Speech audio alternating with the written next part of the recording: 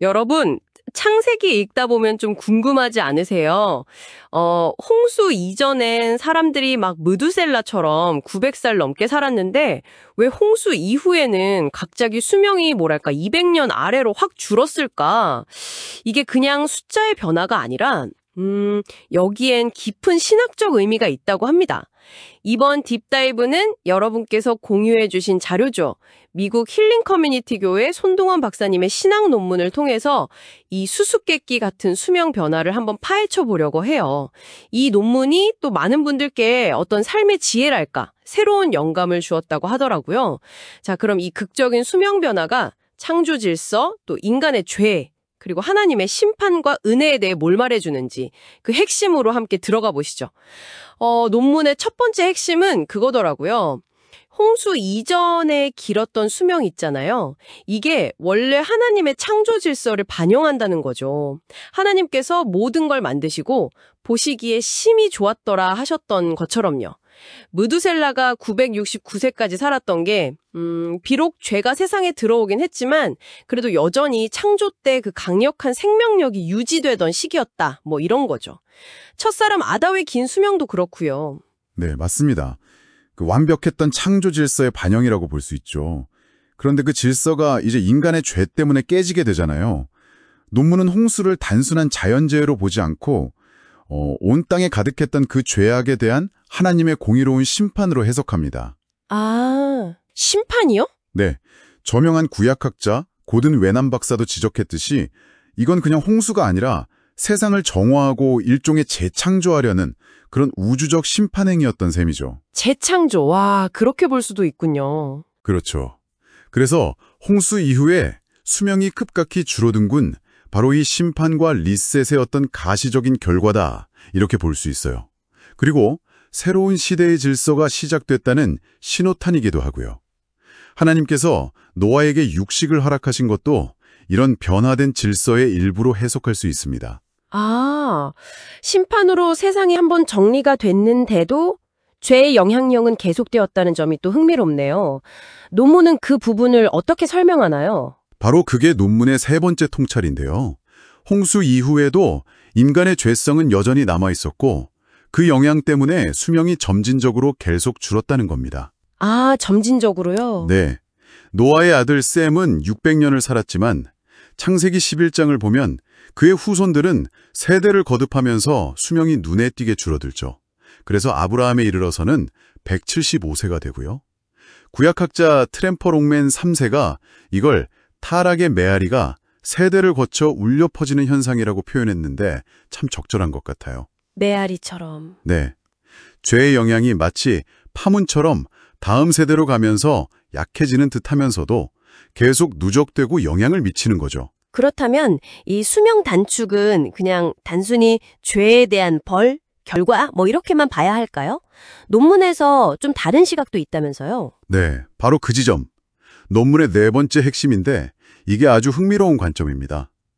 손동원 박사님은 월터 카이저 주니어 박사 같은 분들의 견해를 인용하면서 수명 단축이 단순히 죄의 결과만은 아닐 수 있다.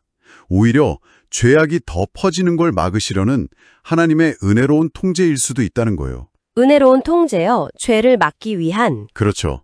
그러니까 죄인이 너무 오래 살면서 악을 계속 쌓아갈 기회를 하나님이 제한하셨다는 해석이죠.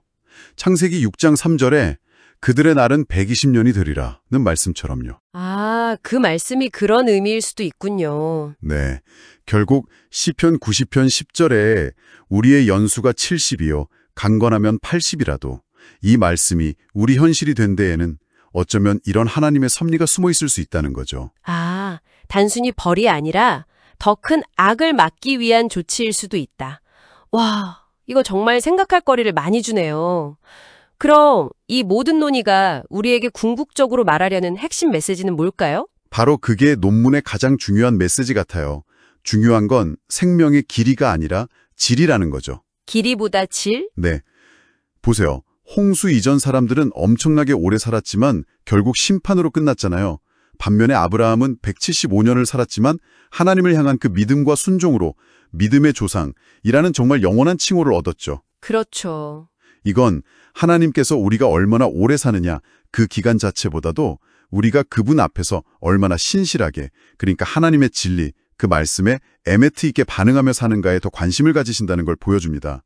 케빈 드용 같은 신학자도 강조했듯이 시간의 양이 아니라 하나님 앞에서의 삶의 내용, 그게 중요하다는 거예요. 결국 유한한 이 육신의 삶을 넘어서는 어떤 가치를 이야기하는 거네요. 정확합니다. 이 모든 이야기는 결국 우리를 육체적 생명, 그 한계를 넘어선 영원한 생명, 헬라어로 조의 아이오니오스의 중요성으로 이끌어가요. 이건 그냥 생물학적인 삶, 비아스와는 차원이 다른 거죠. 하나님 안에서 누리는 영원하고 충만한 생명. 아, 영원한 생명. 네. 손동원 박사님 논문도 마지막엔 요한복음 3장 16절을 인용하잖아요. 하나님이 세상을 이처럼 사랑하사 독생제를 주셨으니 이는 그를 믿는 자마다 멸망하지 않고 영생을 얻게 하려 하심이라. 참된 생명은 예수 그리스도를 통해서 주어진다는 걸 강조하는 거죠.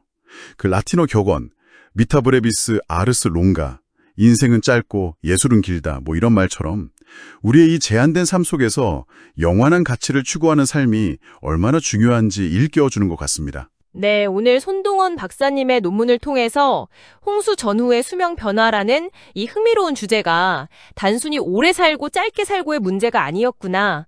죄의 심각성, 또 하나님의 공의로운 심판, 하지만 동시에 그 죄를 제어하시는 그분의 은혜, 그리고 무엇보다 삶의 양이 아닌 질, 더 나아가 영원한 생명의 가치를 돌아보게 하는 정말 기쁜 메시지를 담고 있다는 걸 알 수 있었습니다. 네, 이 고대의 이야기가 오늘을 사는 여러분에게는 또 어떤 의미로 다가오시는지 모르겠네요.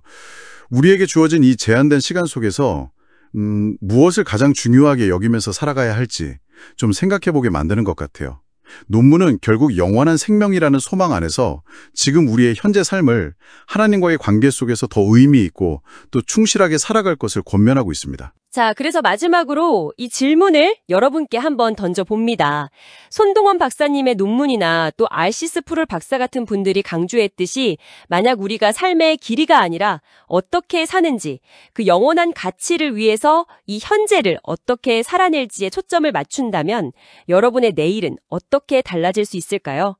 솔리 데오 글로리아, 오직 하나님께 영광을.